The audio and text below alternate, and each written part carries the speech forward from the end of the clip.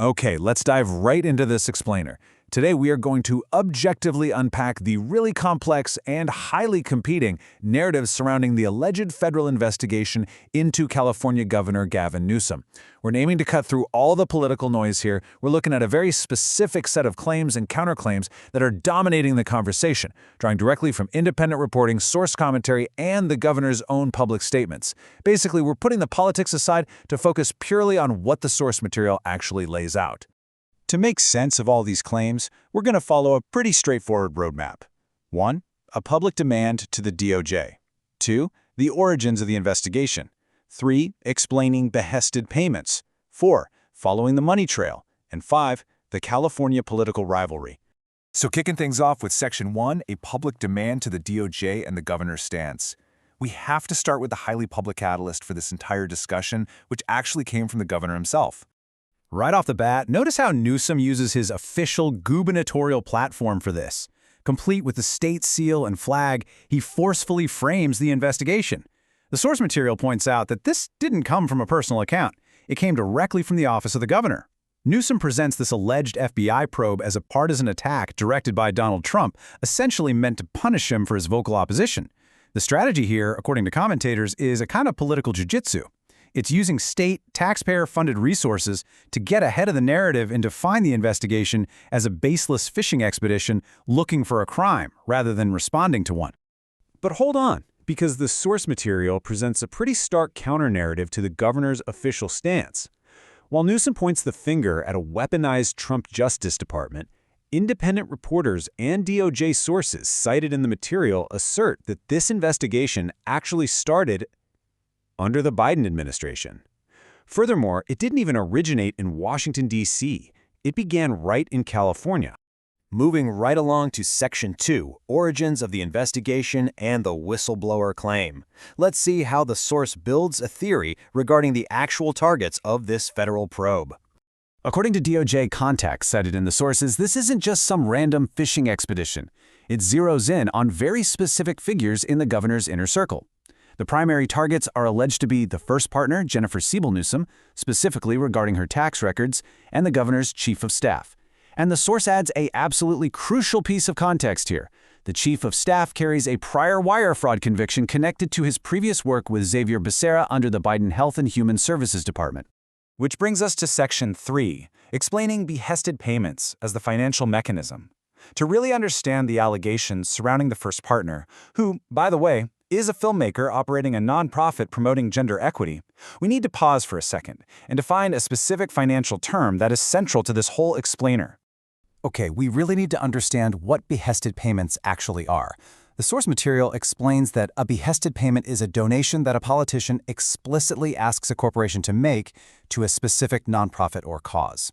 Now, in a lot of other states, this kind of solicitation from heavily regulated businesses is strictly prohibited. It's treated as a shakedown or even extortion.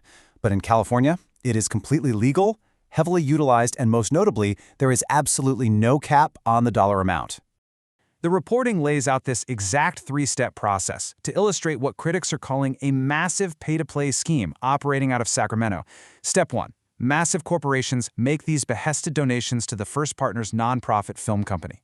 Step 2. The nonprofit uses those funds to produce documentaries. And Step 3. Many of those exact same donating corporations subsequently receive incredibly lucrative state contracts or favorable emergency declarations from the governor's office.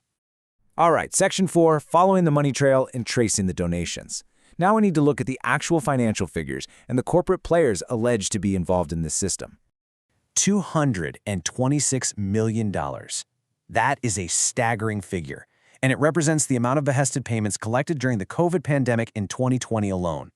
Just to put that into perspective for you, the source notes that the year prior, that number was only $12 million. So the use of this mechanism just exploded exponentially under Newsom's emergency powers. So you might be wondering, who exactly is writing these massive checks? Well, the source explicitly lists these massive corporations as the primary funders of these behested payments under Newsom's administration. We're talking about tech giants like Facebook, who allegedly gave $27 million alone, alongside Google, Amazon, and huge entertainment conglomerates like Disney and Netflix. And this example right here brilliantly illustrates the ethical concerns raised by independent journalists. Let's look at PG&E, the utility company that is heavily regulated by the state and was blamed for catastrophic wildfires causing 85 deaths. According to investigative reporting cited in the source, a PG&E executive was actually listed as a producer on one of the First Partners films, and that film was even screened at PG&E headquarters. Critics point to this as an alarmingly entangled relationship between a sitting governor, his wife's nonprofit, and a heavily regulated state utility. Furthermore, independent reporting highlighted in the source breaks down a pretty stark mathematical discrepancy when it comes to the governor's personal finances. The governor's reported total income is $1.4 million, but when reporters tally up his estimated luxury lifestyle expenses, subtracting $450,000 in taxes, $200,000 for domestic workers, $150,000 for private school tuition, massive property taxes, and dual mortgages on homes in Sacramento and elsewhere, the math just simply doesn't add up. This leaves reporters asking some severe, unanswered questions about where his actual cash flow is coming from. Adding fuel to the fire, the sources allege a highly questionable real estate maneuver. The claim is that a $3.7 million mansion was essentially given to the Newsoms as a gift. Then, just 3 months later, they executed a cash-out refinance, pulling $2.7 million out of the property. Because it was a loan against a gifted asset, that massive cash payout was entirely tax-free. So how are defenders responding to all this? Well, on one side, the political defense is that Newsom is simply too ambitious. He's a guy actively positioning himself for a presidential run, to ever be so reckless as to improperly file his taxes or break financial laws. But commentators in the source material firmly push back on this idea. They point out that political history is literally filled with arrogant, power-hungry leaders who thought they were untouchable. The source even specifically brings up former presidential hopeful Gary Hart, who famously dared the press to follow him, claiming he had absolutely nothing to hide, only to have his campaign destroyed days later when they did exactly that. Which brings us to our fifth and final section, the California political rivalry and inter-party factions. We need to look at the source's overarching theory about why this explosive information is leaking right now. Remember how the DOJ sources claim this didn't start with Trump in Washington. It started with a whistleblower in California. So we have to ask, who in Sacramento had the intimate access to the governor's inner circle, his wife's nonprofit, and their tax operations, and had the actual motive to alert the federal authorities? The running theory in the source material is that because California basically functions as a one-party state where the governor appoints almost all oversight positions, the whistleblower is highly likely to be a fellow Democrat. It would literally have to be someone deeply entrenched in the state's political machine who is closely observing the Newsom family's operations. And that leads us right to claims of a bitter, long-standing rivalry. The source notes that the California Democratic Party is essentially split into two warring factions, the Gavin Newsom faction and the Kamala Harris faction.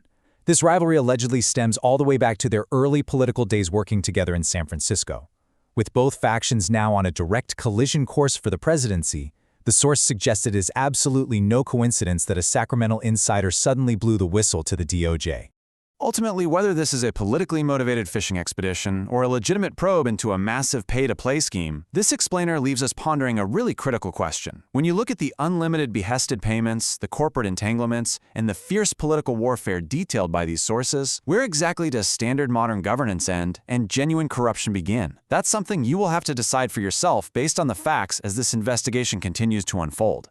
Thanks for joining me on this explainer, and keep your eyes open for what comes next.